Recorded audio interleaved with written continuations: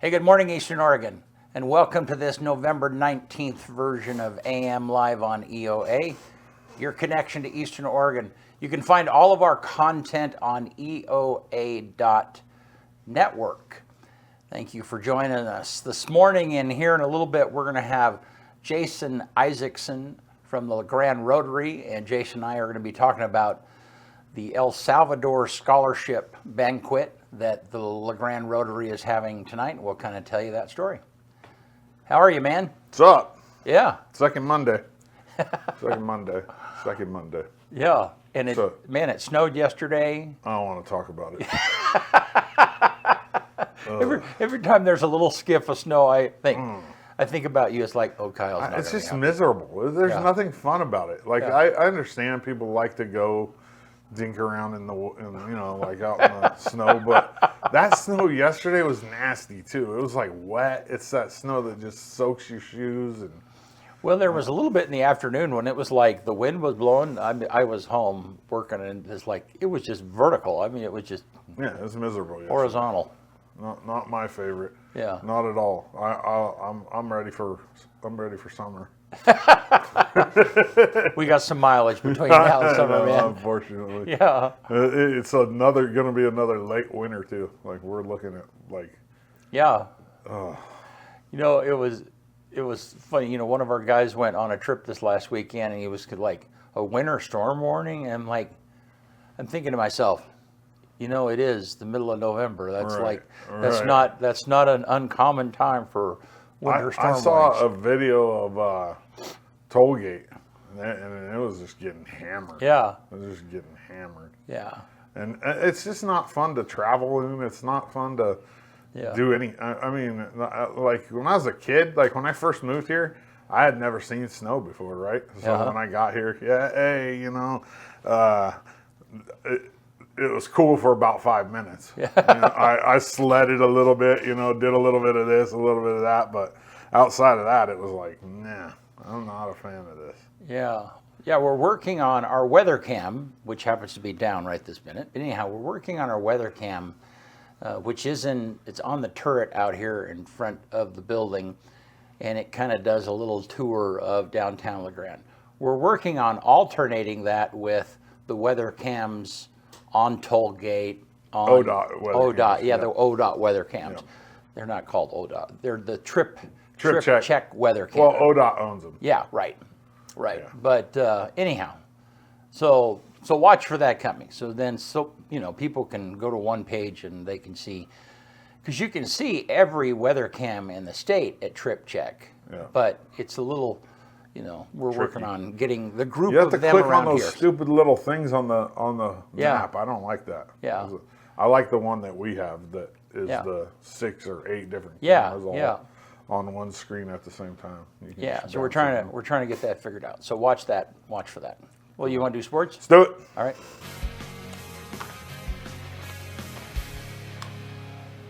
AM Sports Report brought to you by Hobby Habit right here in LeGrand. Now through December 2nd, get the best deals on Traxxas trucks. Take up to $250 off the hottest Traxxas models, including the X-Trucks.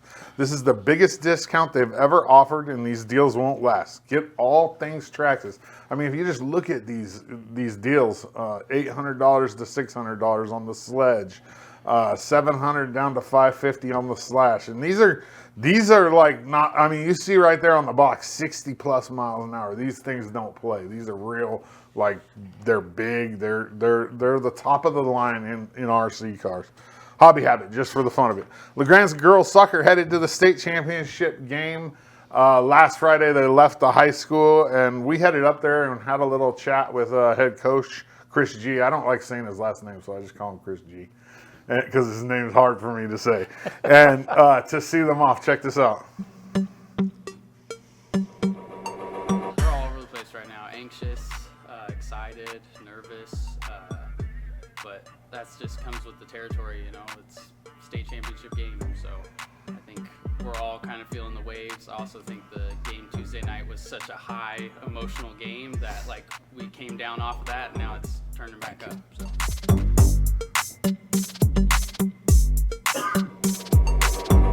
mantra has kind of just been confidence over fear, belief over doubt. So have confidence in yourself, have confidence in each other, believe in the system, believe in each other. And then honestly, since day one, I've told these girls, this is where we're going to be on November 16th. We've been talking this into existence since day one. Go Tigers!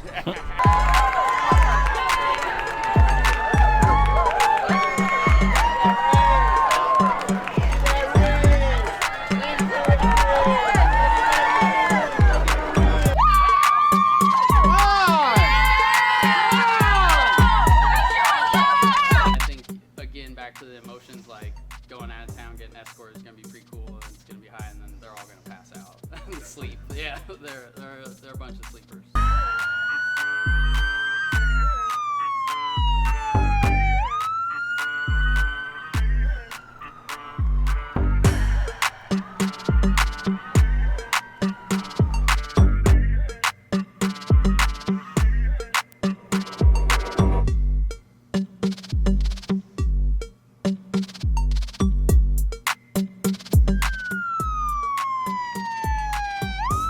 Same thing we've been saying all year. We're confident, we believe, and we're here for a reason. We didn't just show up out of luck. We've been working hard, we put in the hours and the time, and just keep believing and keep being confident. Excited, and we're ready to go show what we got at state and give Marist a good game and go win a state title.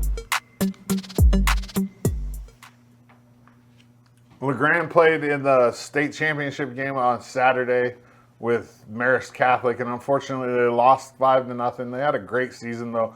Lindy Isaacson was named MVP of that game for the Tigers. They pick an MVP from each team, and they ended up second place at state. What a great year. They lost twice all year. They lost that game, and they lost one game to a team outside of Oregon.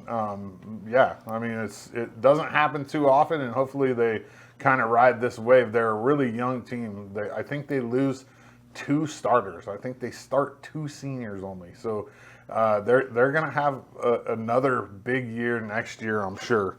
The All-GOL girls soccer came out right after that, and run that back to the front. There you go. The girls soccer GOL MVP, Rowan Evans. First team all-conference, Lindy Isaacson at goalie. Paige Allen, who's, I believe, a striker or a forward. First team, Carly Kretschmer, she's a defender. First team, Maddie Wolcott, another defender midfielder.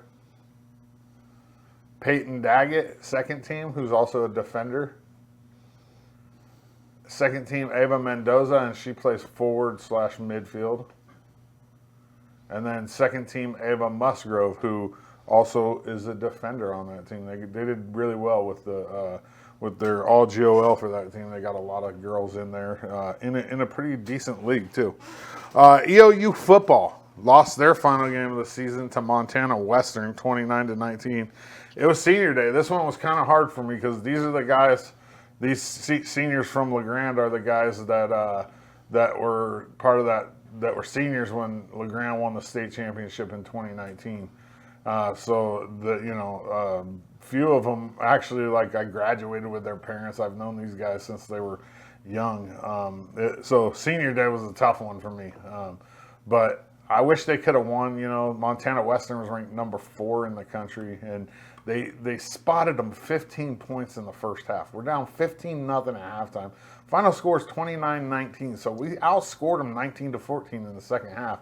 We just couldn't get it done. So EOU ends their season at 4-6. I want to say they were 4-4 in the Frontier Conference, which isn't horrible. I mean, it's much better than the previous 2 years where they were 2-8. And we'll see. I mean, there's a lot of good things. We're losing our quarterback, who's a stud, Quincy Glasper. He's out of eligibility, so they're going to have to find somebody to replace a lot of yards right there. We're losing almost a guaranteed All-American wide receiver in Malachi Spurrier. He had over 1,000 yards receiving, 12 touchdowns this year, and he's going to be tough to replace too. And plus all those LeGrand guys, Gabe Shuckle, a starter on defense, Parker Robinson plays pretty much everywhere, and then Blaine Shaw, who was 2-time Frontier Conference Player of the Week this year. He was National Defensive Player of the Week this year. We lose him too. So it's going to be a tough to replace some of those guys. EOU volleyball won on Friday night in the semis of the CCC tournament versus C of I. They swept them. But then on Saturday in the championship game, the tables got flipped on them and they got swept by Southern. But that has no bearing on the national tournament, as the Mountie ladies won the CCC regular season, and the final polls come out before the tournament. So the final poll, we're number 6 in the country. Southern's number 7, Corbin's number 8, and C of I's number 22. And for the first time in history, the Cascade Collegiate Conference got 6 teams into the national tournament. It's crazy, 6 teams in the national tournament. EOU will host a first round game next Saturday, the 23rd, 1 p.m. at Quinn versus University of California, Merced. Get up there and support them. They're fun to watch. It's exciting. The environment is crazy, man. On Saturday in the championship game, a bunch of the track and field guys had their shirts off and they had Mounties written across M. One guy had an M, O, and so on. You can see that. I took a picture of it. It's on our Facebook page and on our Instagram. But get up there and support these ladies. They're exciting and they have a chance. I mean, they've made the semifinals the last 2 years in a row, and hopefully this year they can push through and bring back the first team national championship to EOU. EOU men's and women's cross country will run in their national championships on Friday the 22nd in Columbia, Missouri. The men's race starts at 8:30 in the morning, our time, and the women's race starts at 9:30 our time. And then finally, EOU men's soccer, who won the CCC tournament for the first time in history, were recognized at halftime of the football game on Saturday, as they should have been. It was a great tournament for these guys. The defense played so well. This is the best EOU men's soccer team I've ever seen by far. Just the culture and the attitude and obviously the winning. For their efforts in winning the tournament, they were recognized as the CCC Team of the Week for the first time since I've been back. And that's a great honor for Jesse and his team. They also got the automatic qualifier to the national tournament by winning the CCC tournament. They'll travel to Dalton, Georgia to take on Southeastern University in the first round on Thursday, the 21st at 7 p.m. Eastern Standard Time. And you can go to eousports.com and click on men's soccer, and you'll find the link to be able to watch that game. I'm sure it probably costs money. On Thursday, I'll have the weekend schedule for EOU winter sports, and we'll go over winter sports in the Valley and at LHS. That's the AM Sports Report brought to you by Hobby Habit, just for the fun of it. All right. Yeah. Busy. Great. Another busy one. Yeah. Another busy weekend, man. Yeah. Busy weekend. But Yeah. it's fun. I love it. Good. All right. Well, hey, let's look at the weather graphic and see. Yippee. Yeah, 36 today, 31 tonight. So it's like hardly 87% chance of snow. That's, yeah, and then 41. It's just going to be chilly for a while. Well, yeah, but at least the lows aren't dipping all over. Like, No. look at the low on Thursday is only 41. There's only a 2-degree temperature change throughout the whole day. That's crazy. I know. That's just what I was noticing about today. It's only, Yeah, and then the you look at like the Saturday of this week, you're talking what's that, 18 degrees difference? Yeah. It's wild. So, yeah, anyhow. Well, we're kind of into the winter. Yeah. So we're definitely there. yeah. All righty. Well, hey, we're going to take a break, and right after this, Jason Isaacson from LeGrand Rotary is going to be with us to talk about our El Salvador Literacy Project. We'll be right back.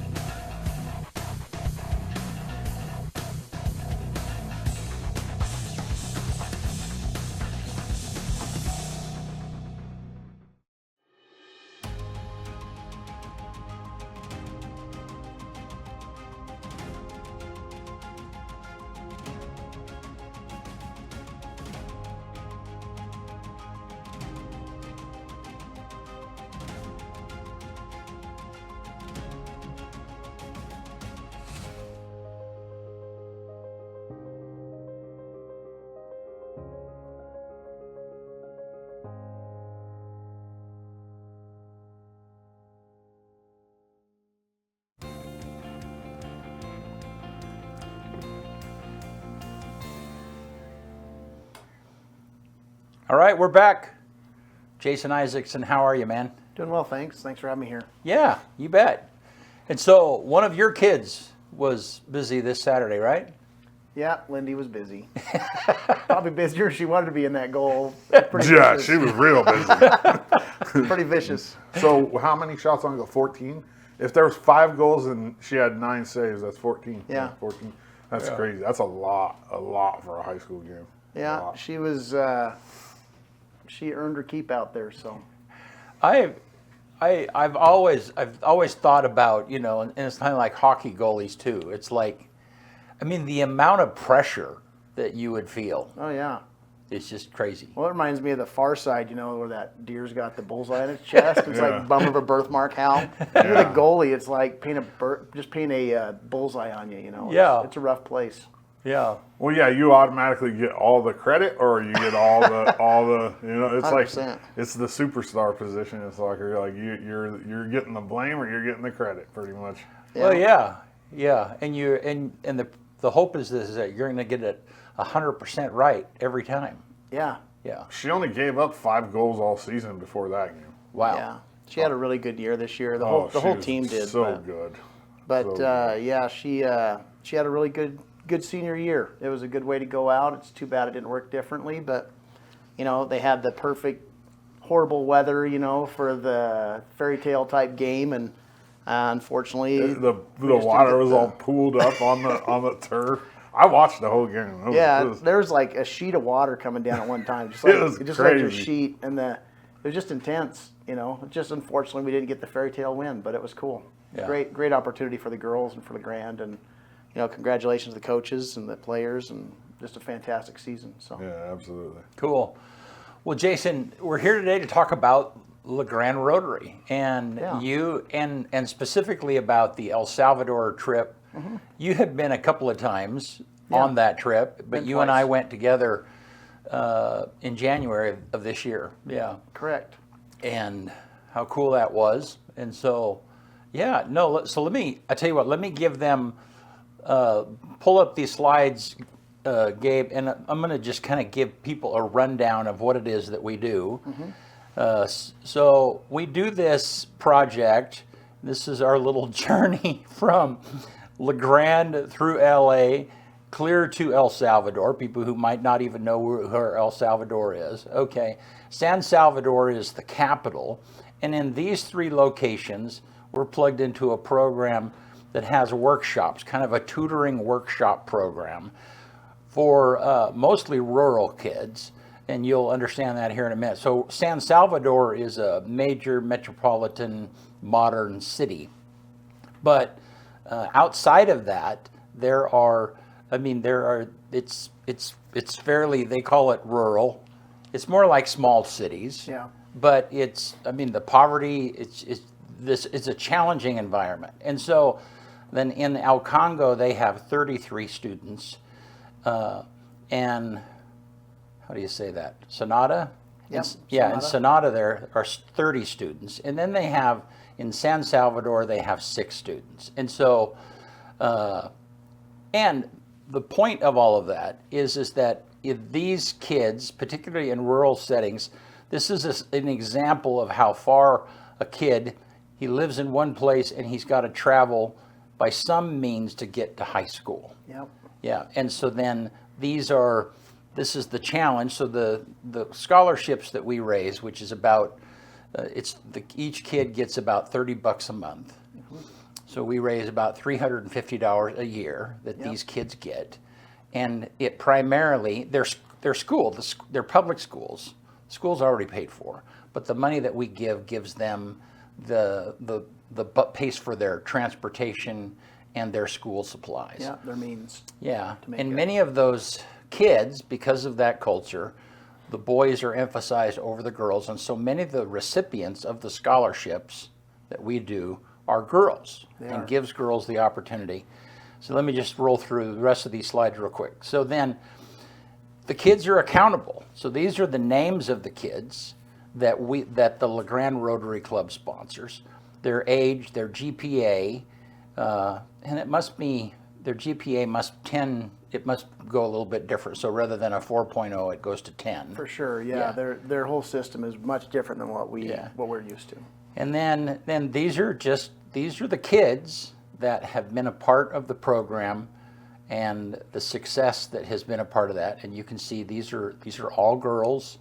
They're all from different areas, and the program is making a difference. Okay, that's the end of those slides, Gabe. So anyhow, I guess let's back up. When did you first go there, and how did you end up going? Yeah, that's a good question. I got into Rotary through Joel Meyer, and one of the first things he talked to me about when I joined in 2016, I think it was, fall of 2016, was the El Salvador project. And having served a mission in Santiago, Chile, have special place, I guess, in my heart for the Latin people. And so this project just spoke to me. I've seen the poverty, the difficulty of those cultures, and so I was really excited to go. Took several years though. We went last January. I went 2 Aprils before that, and so it was just a wonderful experience to go down and meet the people. With cleaning up of the country by the current president, it's made it so that we were able to experience some things, you and I, that I wasn't able prior to that, and in years prior to that, they weren't able to go even places that I went the first time because the country has become, more safe. It's just a wonderful program to go see these young minds that had no opportunity, have that opportunity to truly progress and become who they want to be in a place where there's nobody rooting for them. Yeah, It's awesome. What are some of the things? I mean, so back up just a little bit. So then the reason that we go down from time to time is just to essentially monitor the program. I mean, it's an opportunity for the program to be accountable to those that are donating. And so then our days, what we feel, so normally these workshops meet on Saturdays or Sunday afternoons, and that's what they call it.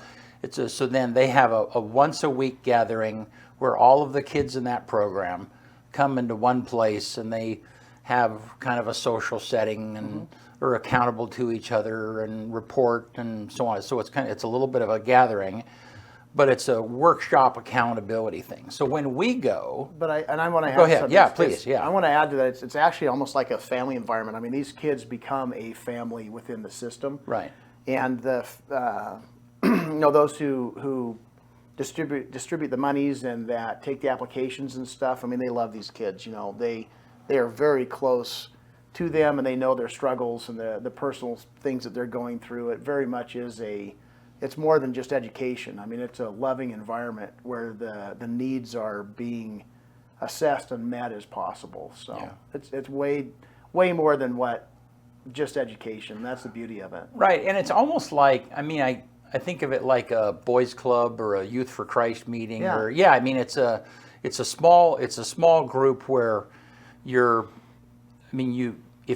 you're not there, you're missed. That's the point. Yeah, and so then, and you're not missed only because you're not accountable. You become a part of a group. Totally. Yeah. And so then that dynamic really pulls kids along. Yeah, and I think that accountability is key. If they don't perform, they don't get to continue on. Right. And they have seen the blessing in their own lives as well as those who have gone before them, and they want that. And so the kids, they stretch themselves, and they make. Was that one girl was going 3 hours one way to get to school every day? Yeah. Yeah. I mean, it's just incredible That the makes for a long sacrifices they make. Yeah. Yeah. Well, and so when we when we went down in January, then they actually they pulled their group together on a weekday because we happened to be there. Normally they meet on the weekends, but so then we went to each of these. We went to Congo, and they had that group together, and we had lunch together and kind of hung out and so on and so forth, and those kids, many of the kids gave reports or talked about what was going on, but and at first I couldn't really, I really didn't understand what was the value, and that was part of the question I had when when I was considering going was like, well, why am I going? What is Yeah. the point, And but I don't know. Talk about that. What do you see happening? What happens in the lives of those kids when they see us? Yeah, that's a great question, and I didn't answer that, and I think you asked that before. But the account, it's not so much the accountability, it's knowing that these people are real, that there are people in the United States who are providing for them this opportunity, and it puts a name with the face. It puts a person in the place of the money, and they see us for who we are, people who care about them from somewhere else that we have no reason necessarily to know who they are, and they have no reason to know who we are, and yet here we are helping one another, and I mean it is a blessing to us too. As we put forth the effort to see these people grow, it makes the world a better place. It makes us better, in my opinion. Yeah. And so being able to go down there and be a face to them, it makes all the difference, and it's amazing to see their face light up when they meet us, and they're like, "Oh wow, hi, how are you?" Right. It's a pleasure to meet you, and they mean that wholeheartedly.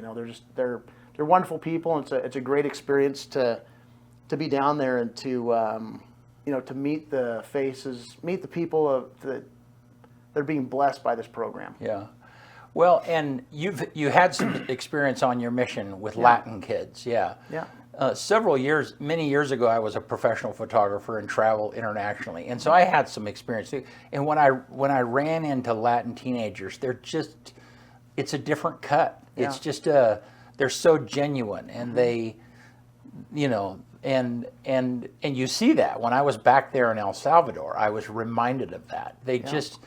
Part of it is, I suppose, is like they admire Americans, or they've heard about them, or they want to go. I mean, there still is I had a super interesting conversation from one of the officials in El Salvador talking about them not wanting their youth to migrate to America, but them wanting to create an environment in El Salvador that makes them want to stay. So when they see an American in their workshop, I mean, there's the part of them is like, why are you here? And the answer that they have to come to eventually is, they're here because of you. Yeah. They're here because of your education and your growth and what it is that's going on. Yeah, and I think what really shined for me, the first trip down was a little different than what you and I saw. Like I said, we visited a different place. April is different than January. January, they're starting to get school going. When we went down in April, school was on. So we actually went to a class where that was actually going on. And one of the mothers came in to meet us and to go through all that. And she talked about how when her daughter applied for the program, they were frustrated, in essence, with her because she wasn't getting a job and helping with the family. And that's what happens to most kids in El Salvador is they can't afford to go to school, and the family's poor, and so they get a job and they work and help out, like that young girl that was selling toilet paper Right. at the opening to the bathroom. And so I remember talking with her, and she's like, well, I'd be in school, but we can't afford it, so I sell toilet paper. Right. And, it's like, wow, life goal reached, right? Right. That's what everybody wants to do with their life. And so, you see this mother who's talking about her daughter, and they wanted her to find a job, and her job was going to be menial. It was going to be something like that, but it helped support the family. Right. And one of the program requirements is that they give back. And they teach somebody to read. That mother had never learned to read. She was just another generation of people who was never given that opportunity as a student. And she started working early, and her daughter was going to do the same.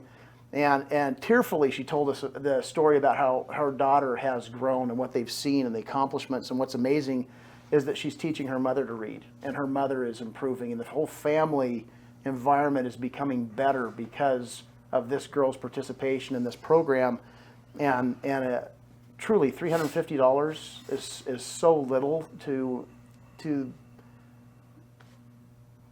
just the general scope of things in La Grande, Oregon. $350 doesn't really make a dent of anything, and yet it's changed a family's complete future. Right. To the betterment of that. And one of them, I'm trying to remember her name right now. I don't think it's Sonia. Her and her mom were squatting on a piece of ground that they didn't own in a bamboo shack, and with mud floor, absolutely nothing. She's now a lawyer. And when we went to her house 2 April, that during that April trip, she has a cinder block home with a tin roof, and she has running water, and she had a refrigerator, and she has electricity, and they had a side business where they sold eggs and pork. And to see the change where she was absolutely destitute to being a successful person with a home, and it's incredible to see the change that $350 a year made.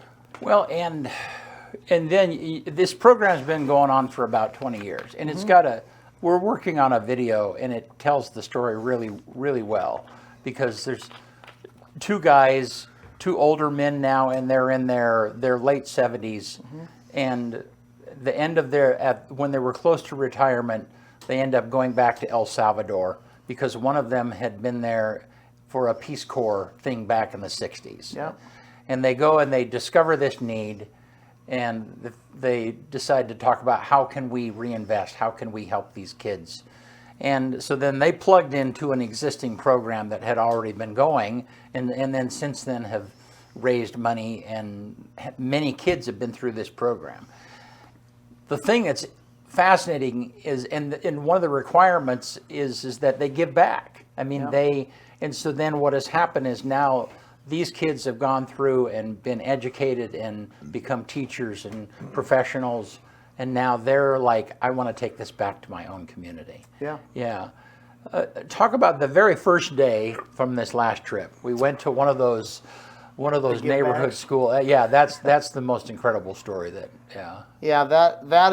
unique in that that location never would even been open to us had the company not cleaned up like it had because of the gang violence and difficulties.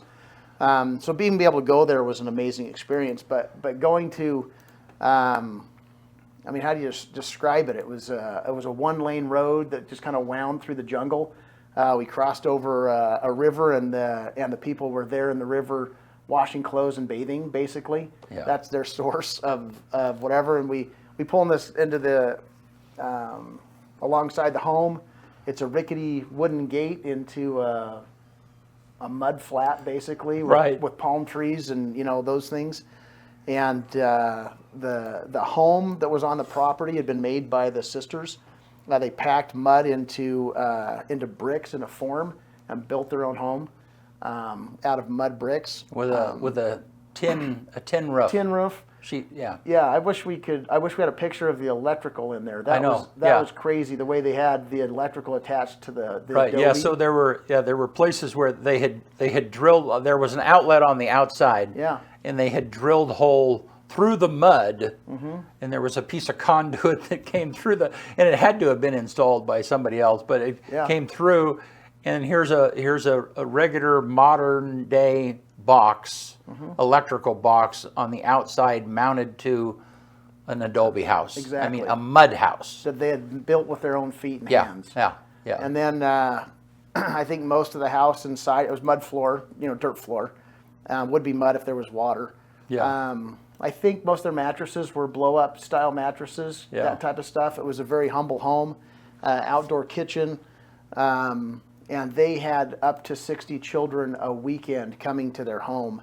And the sisters were teaching them, putting on a school for these 60 children. And they taught them art and science and reading and writing and all of the things that you would experience in a school, free of charge. And they had just a huge group of kids show up. It was so cool to see them. What were they, probably 5 up until about 14-ish? Yeah. And but there were probably 30 kids there. Oh, yeah. Yeah. That we saw. Yeah. Yeah, and all of that happened clearly totally outside of the program. I mean, all of that happened because, and I've forgotten her name, but one of the students who has now graduated. Yeah, and I can't remember. Has just taken it on. I'm going to create a school in my own front yard. Yeah. And it was just dirt. I mean, there was no. I mean, I think that from the school being there and meeting there at everything was just worn down. Yeah. It wasn't leveled. There was just a little spot there, and I mean.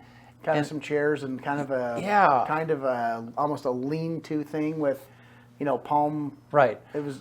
But right on the hill above where the school was their outhouse, and again, it was just a hole in the ground with sheet metal leaned together. It was really disgusting. Trust It me. is. Yeah, and but it was. I mean, that was just. I was just blown away. I just was like, this is. I don't know. It was just crazy. It is, and to see the seed that was planted within that family to do what they're doing for their own community right now and giving back is incredible. Yeah.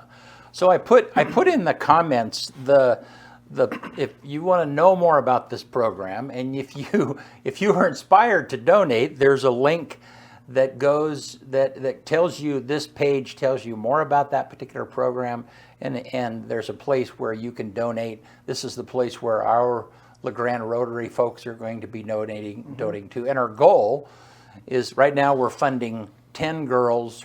We're spending $3,500 a year, and our goal is to 10 girls, 10 students. There are boys in the students all in the program also, but our goal is to have another 10, to send another 10 students. So we're wanting to double what it is, our efforts to make that happen. So I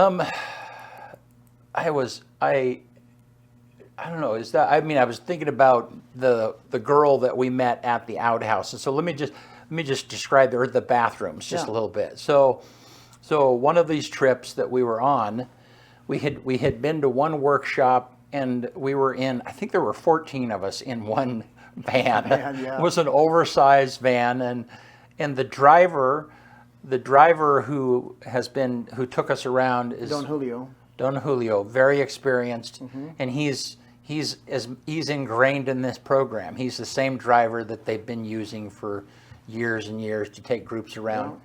He's knowing where not to go. Yes. I mean, so he's kind of up on the culture and knows where it's safe to go and where it's not to go. Anyhow, so between one of these workshops, we needed a potty break, and so we found our way to a place, and there was a public outhouse.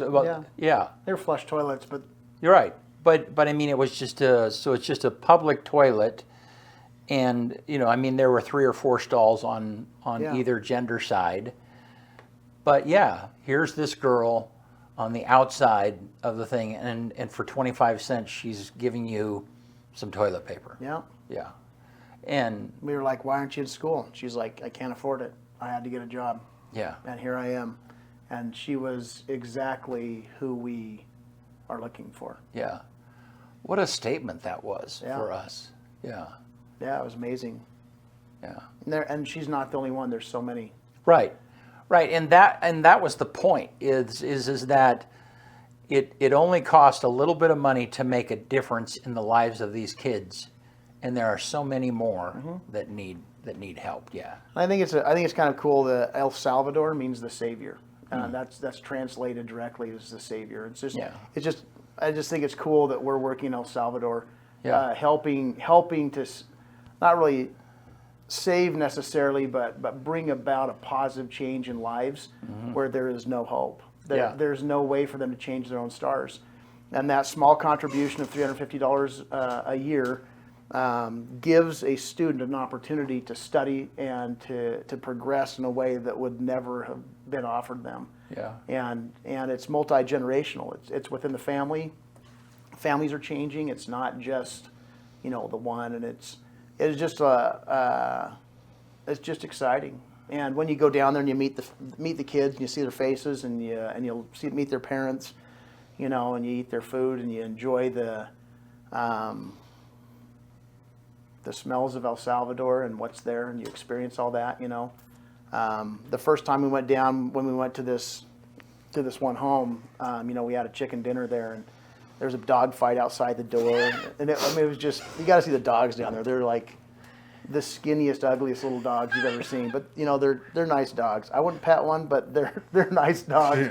But there's a dog fight outside the door, and we're eating chicken, and it just flies everywhere, and I'm just like, I was in Chile again. It was so cool to be back in an environment like that, and and just enjoy the people and everything that was there. And it was fun to look around. We had one of our Rotary members' daughters was along. It was so cool to watch her just absorb it and move through it. And it was life-changing for her. I know it was. You can't go down there and experience those things and not become a better person. Yeah. Not that she was a bad person, but Right. we all find a better part of ourselves in that experience. One of the things that fascinated me is that, so the adults in the group, I mean, we're kind of hanging together. You get to know them, and the founders of the group, they're both from Chicago, and one of them's Catholic, I think, and then there was a Jewish lawyer that came from New York, and Moses. he's retired, Moses, yeah, and then you and I are people of faith, and we're coming, and so and we didn't talk about politics, but I know that, you know, everybody kind of comes from different political persuasions Sure. and different faith. Yeah. Some of them no proclaim faith at all. Yeah. But I don't know, I just deeply felt like we're doing the work of God. Yeah. And so then, I mean, for me, that was one of the just super, I mean, I can't hardly talk about it without becoming emotional because know. it was so significant. It has, for me, it has God written all over it. Yeah. Yeah. And I how, agree. and that's the cool thing is that regardless of the differences that we had or that we have, whatever they might be, it's like, here's this common thing that needs to be done. Yeah. It's And about so, humanity. so just leave whatever agenda you have at the door and get to work. Yeah. Yeah. Yeah. It's just, I just can't wait to go back. Yeah. You just want to go back. It's just that good. Yeah. Can you think of, I mean, are there any other experiences that kind of stick out to you that, you know, because you've been on 3 trips now? Just together? 2. 2, okay. Yeah. I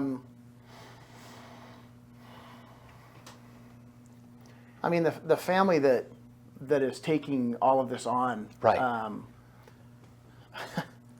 I should have reviewed names. I'm horrible with names. I'd forget my own name if it wasn't written on me somewhere. You know, I'm trying to remember the family's last name.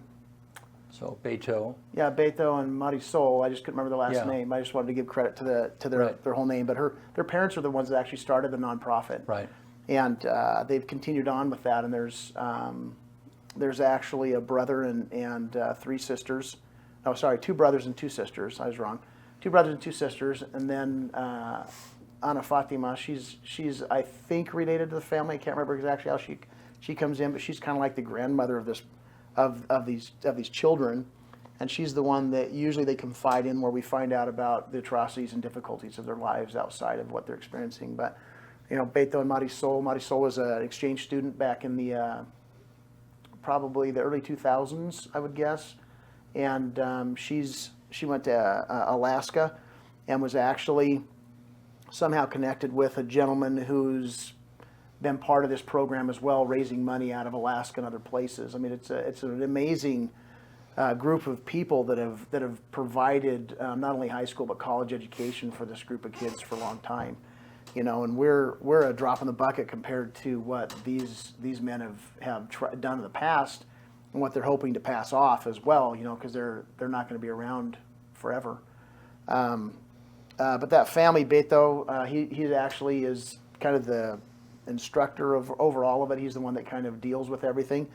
He does get a small pension for his work, but the rest of the family is all volunteer. Right. And they know these kids by name, and they're there on weekends and in their own personal time. They spend time making sure that the kids are taken care of and the money is well spent. One of the students, actually the one that became a lawyer, her family was so destitute they used some of her money for food, which is against the rules. And that can get you kicked out of the program.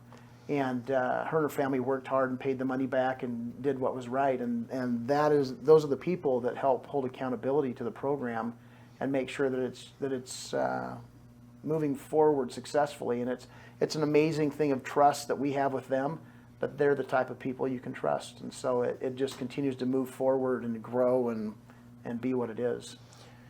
Yeah, and you see that. And again, I mean, there's so much that I didn't know when I showed up, you know. But to meet Beto, and then, oh yeah, that's Beto's sister, and this is Beto's other sister, and it's your, you know, Beto is the facilitator Yeah. that makes things happen there on the ground, but he's got this crew of family that understand the mission and just buy in, and yeah, I mean it's and they're a force. Yes, they are. Yeah, I Yeah, they're mean amazing. because they understand the mission. They understand what difference it's making and so on. You know, and I felt a little awkward at times because they're, you know, when we would go to these workshops, they would have a little gift for each of us as we came in, you know. I mean, they treated us with great honor, and, you know, I felt a little awkward because, you know, in their minds, they thought maybe it was about us coming, but in our minds, it was all about them. It is. Yeah. Yeah. And it took, you know, and you could see in the face of the kids, it just I mean, when us as adults would take the time to learn their names or to engage with them or to talk with them, they were, you know, their self-esteem was elevated, Yeah. and which makes a difference in the lives of, you know, what they do. So Yeah, I wish there was a way to go through every student and talk through, you know, their family situations and what they've overcome and the price they pay every day. And that's difficult to do, especially when you haven't met them in person. But once you meet them and they become a real person to you and not just a picture, right. and you laugh with them, and you cry with them, and you go through all those things that and experience those things with them. That's where where it really solidifies within your soul that this is good, and Yeah. what's being done is worthwhile. And then it's just, you know, trying to help other people see that, Yeah. so that the program can grow and more can be blessed. Yeah.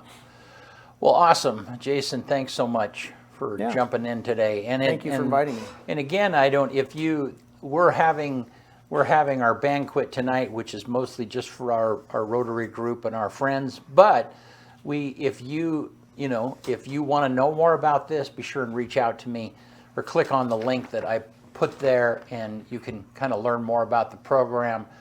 This is absolutely something that I believe in, and that makes a difference in the lives of kids. So it's a win as far as I'm concerned. It's Very like, awesome. why wouldn't we do this? So yeah. I agree. Yeah, thanks, man, for being here. Yeah, my pleasure. Yeah.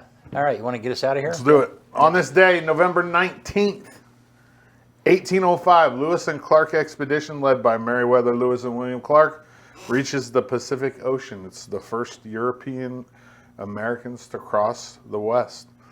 1863, on this day, U.S. President Abraham Lincoln delivers his Gettysburg Address. That's crazy. 1863. 63? What is that? No, that's 100. It's a long time ago. That's a long time. 1959, on this day, the first episode of Jay Ward's cartoon series Rocky and His Friends, featuring Rocky and Bullwinkle, airs on ABC. 1998, on this day, Vincent van Gogh's portrait of the artist without the beard sells at auction for $71.5 million. In 1998, $71.5 million is a lot of money. 2021, on this day, U.S. jury clears Kyle Rittenhouse of murder. And then on this day, the #1 movie in America is Interview with the Vampire. That's 1994. And then the quote of the day comes from Michael Jordan. Obstacles don't have to stop you. If you run into a wall, don't turn around and give up. Figure out how to climb it, go through it, or work around it. One more time.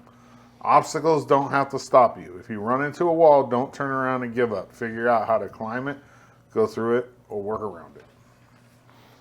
Good stuff. Yeah. Thank you, man, for being here. Yeah. Yep. I'll be back on Thursday. All right. We'll be right back right here, right at Thursday. Bye.